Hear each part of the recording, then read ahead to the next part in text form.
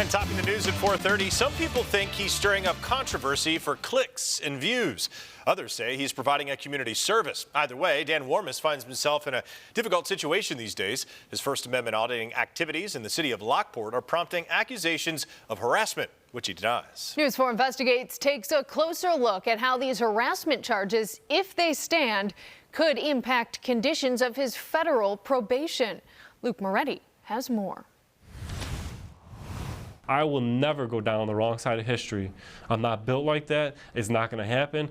I will continue going at it. I will report the truth. A defiant Daniel Warmus tells News 4 Investigates that his First Amendment auditing of government facilities will continue despite legal pitfalls all around him. Yes, it does take emotional toll, and it takes a toll where I think to myself, should I give it up? Should I stop? Is it worth the prosecution that I could face? Is it worth having to stare down judges? And the answer is yes. You see, Warmus's freedom could be at stake. The self-described accountability auditor is still on probation for his participation in the January 6th insurrection of the U.S. Capitol.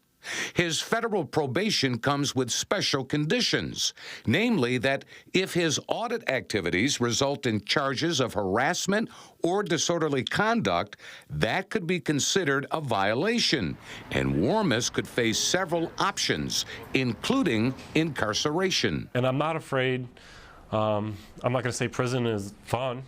Yeah, nobody needs to ask permission for their First Amendment rights. You have to understand that, right?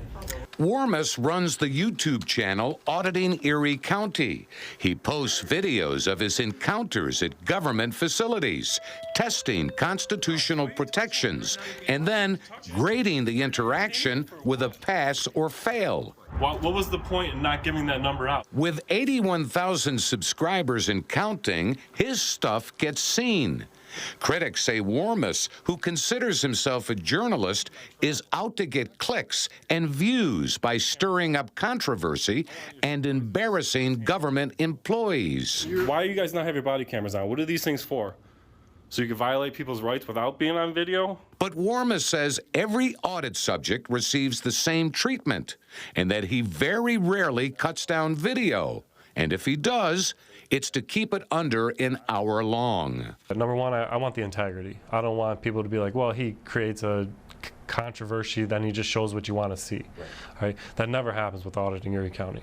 Now, if I wanted to have 200,000 subscribers, if I was there for clicks and views, the best way for me to do that would be to become an entertainment auditor, to cut down the videos, to not show past videos. Yeah, I'm here to appeal the denied full request.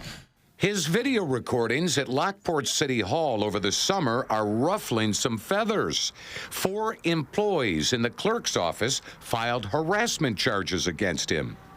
Warmus, who's from Alden, denies harassing anyone and believes the city is retaliating against him for his Freedom of Information requests and a lawsuit he filed challenging the city's denial of those requests. I don't see no harassment. My attorneys don't see no harassment. All I see is malicious prosecution, retaliation. Media attorney Joseph Finnerty, who specializes in First Amendment matters, has been watching the Warmus case closely. He has a right to be in a publicly open spot, particularly a spot that's open by government for the people to come into. According to the complaints filed by employees in the clerk's office, Warmus entered the building with a camera to film them, which caused them alarm. He's there to do the people's business. He's there to oversee the conduct of government. And that's what journalists do. That's what citizen journalists do.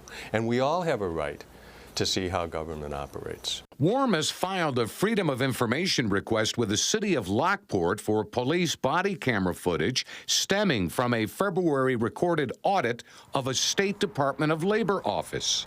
Lockport police responded to the scene with body-worn cameras rolling. But the request was denied, then appealed by Warmus, and then denied again, prompting Warmus to sue the city. On the day the lawsuit was served, Warmus was there to record it. My name's Samantha. I'm a process server. I'm just here to serve you with a lawsuit. to show the public for educational purposes of, all the steps, including it. And I just simply filmed the lawsuit being served. The city's attorney tells News 4 Investigates that during a recent appearance in court, there was substantial discussion about the lawsuit and a possible resolution. The attorney believes that the city and Warmus are near an amicable resolution on this matter. All set? Yep. Okay. I'm all set. All right. Thank you.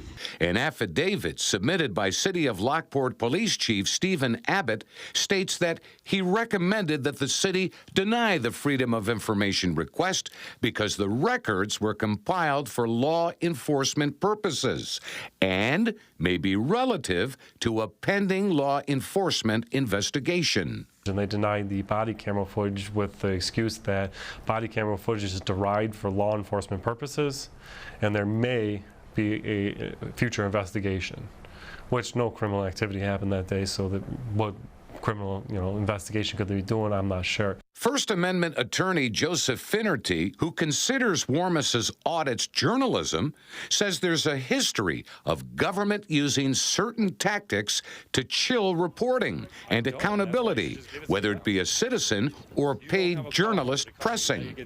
In Warmus's case, he must now defend himself against harassment accusations brought by the City of Lockport, which Finnerty sees as a serious infringement on the right to examine government operations and records. And I think that they are walking a very, very fine line between legality and illegality. And in this case, I don't think there's any question that they're on the wrong side of that line. An attorney for Warmus tells News 4 Investigates in an email that he doesn't believe the court will see any violation of conditions in the video, and that he would be shocked if the judge hasn't viewed it already. Luke Moretti, News 4.